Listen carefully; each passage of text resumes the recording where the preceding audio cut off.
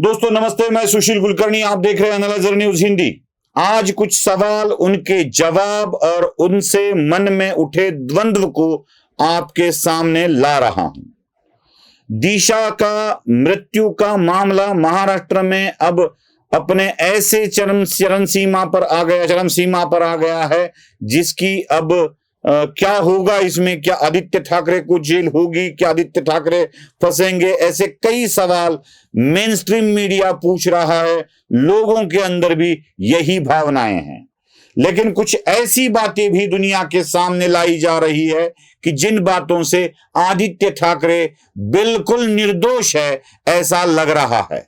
मैं आपको ऐसे ही कुछ तथ्य और उनसे भी ऊपर के तथ्य आपके सामने रखने की कोशिश कर रहा हूं। आदित्य ठाकरे को दोषी साबित करना मेरा मकसद नहीं है। किसी भी ठाकरे को किसी भी तरह से प्रताड़ित करना मेरा मकसद नहीं है। बस जो कुछ सामने आ रहा है उसके तथ्य क्या है यही आपके सामने मुझे रखने हैं। चलिए एक एक बात जरा ठीक से समझ लेते हैं। पहला आरोप, दिशा और सुशांत के मृत्यु के समय आदित्य ठाकरे अपने नानाजी, माफ कीजिएगा, दादाजी नहीं, नानाजी के मृत्यु के समय अस्पताल में थे। यह बात मैं नहीं, आदित्य ठाकरे खुद कह रहे हैं। ये मराठी में है लेकिन आपको नीचे हिंदी टेक्स्ट दिखेगा, देख लीजिए। तुम्हाला पण माहिती आहे, मी पण तिथेच होतो। एक महत्वाची गोष्ट आहे, आपण सगळे, तुम्ही बघितलं असेल, माझे आजोबा त्या दिवशी गेलेले, ही सत्य गोष्ट आहे। तुम्ही पण होता, हा आजोबा बरोबर हॉस्पिटलला, आपण सगळे तिथे होता। तुम्ही पण, तुमचा मेसेज होता मला, तुमचा मेसेज होता की आम्ही पोहोचलोय हॉस्पिटलच्या खाली। आदित्य ठाकरे साक्ष्य निकाल रहे हैं टीवी रिपोर्टर की। इसके साथ साथ और एक बात है, आदित्य ठाकरे ने खुद यह बात कई जगह बोली है। क्या यह सच है? क्या आदित्य ठाकरे के नाना जी की मौत हो चुकी थी? उस समय आदित्य ठाकरे अस्पताल में थे और इससे कोई संबंध नहीं है। पहली बात तो दिशा और सुशांत सिंह, इन दोनों के मृत्यु में एक बहुत बड़ा अंतर है। दिशा की मृत्यु हुई 8 जून 2020 को, सारी दुनिया को यह बात पता है। सुशांत सिंह की मृत्यु हुई 14 जून 2020 को, सारी दुनिया को इस बात का पता है। अब 8 जून और 14 जून, इन दोनों के बीच में अंतर कितना है? बहुत है। तो इसी बीच कहीं तो आदित्य के नाना जी की मौत हुई होगी, इसलिए वो अस्पताल में थे? बिल्कुल नहीं। आदित्य के नाना जी मतलब उनकी माता रश्मि ठाकरे जी का पिता कौन है?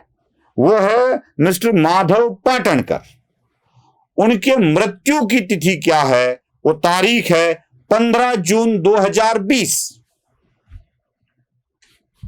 अब बात साफ हो रही है मामला। वो कह रहे हैं कि मैं नाना जी के मौत के कारण अस्पताल में था, और तारीखें कुछ और बयां कर रही है हकीकत। वह 2 दिन मृत्यु के डेट नहीं है। मृत्यु तो दोनों के मृत्यु के बाद हुई है। दिशा के मृत्यु के बाद 7 दिन के बाद और सुशांत के 1 दिन के बाद। अब कहां होता है ये बात साबित? चलो दूसरी बात पर आते हैं। आदित्य ठाकरे ने कोर्ट में एक स्टेटमेंट दिया है, क्या बोलते हैं, हलफनामा दिया है, और उसमें कहा है कि ये सारे मामलों को उछाला जा रहा है। हालांकि एसआईटी, सीबीआई, इन सब की जांच हो चुकी है। आदित्य ठाकरे ये बात खुद कह रहे हैं, हलफनामा दे के कह रहे हैं, कोर्ट में जाकर कह रहे हैं।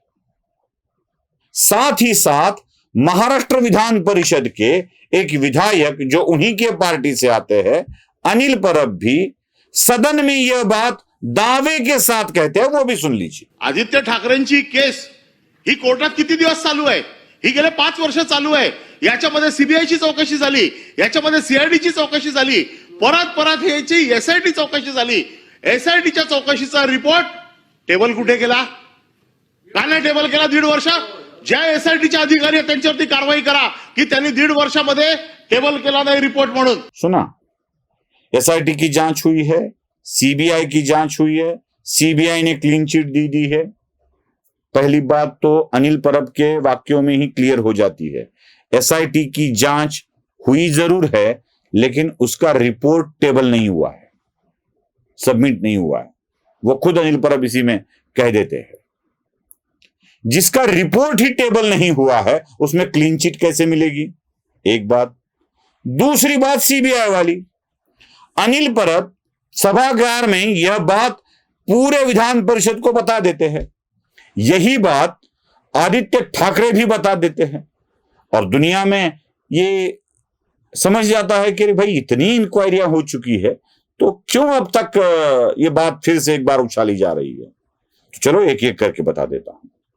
पहले एसआईटी वाला मामला उठाते हैं. एसआईटी की इंक्वायरी के वक्त 11 दिसंबर 2023 को एसआईटी के अधिकारी दिशा के घर गए थे, उनके पिताजी को मिले थे और उनको पिताजी को मिलकर उन्होंने यह बयान लिया था उनसे, यह स्पष्ट तौर पर बताया था उन्होंने कि इस केस को रीओपन कीजिए, जो भी सत्य है तथ्य है इसे बाहर निकालिए. 2023 को भी यही कहते थे दिशा के पिता. बीच में ही किशोरी पेडनेकर गई और उनसे कुछ अलग ही बयान करवा लिया, वो बात अलग है. लेकिन 11 दिसंबर 2023 को दिशा के पिता ने ही यह बात कह डाली थी. मतलब एसआईटी के रिपोर्ट में यह बात भी जरूर आएगी, रीओपन कीजिए, इंक्वायरी कीजिए, ऐसा दिशा के पिता का ही कहना है. यह बात तो आएगी आएगी. जिस बात में स्पष्टता नहीं है उसको बार बार उठाकर यह क्यों कहा जा रहा है? क्लियर? अब बढ़ते हैं सीबीआई की तरफ.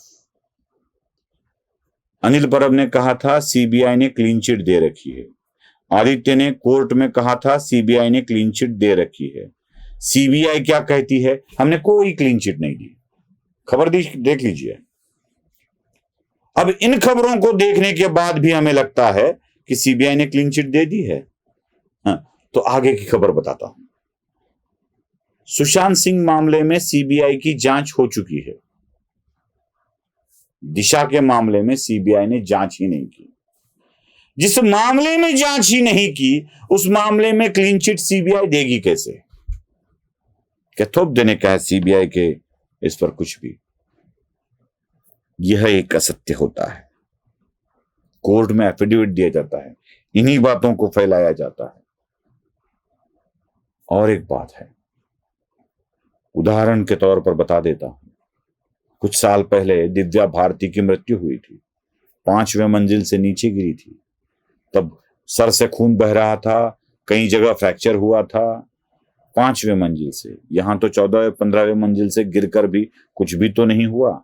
ये क्या मामला है? और क्यों? एक सवाल होता है, क्यों इर्द गिर्द के सीसीटीवी फुटेज को क्यों डैमेज किया गया, गायब किया गया? क्यों दिशा के बिल्डिंग के रजिस्टर को उसके पन्ने फाड़े गए? क्या ऐसे सवाल मन में नहीं आते हैं? क्यों ऐसे किया गया? और इन्हीं सवालों को समझ लेना चाहिए, इन्हीं सवालों को मन में लेना चाहिए. अगर इन सवालों के जवाब दे पाते हो तो अच्छी बात है, दे दो, क्लियरली दे दो. उद्धव ठाकरे वैसे कहते भी है कि सब परेशानी में आ जाएंगे. लाइए उद्धव जी, सबको परेशानी में लाइए. जितने भी राजनेता है उन सबको परेशानी में लाइए, क्योंकि यह आवश्यक हो गया है किसी को न्याय दिलाने के लिए. नमस्ते.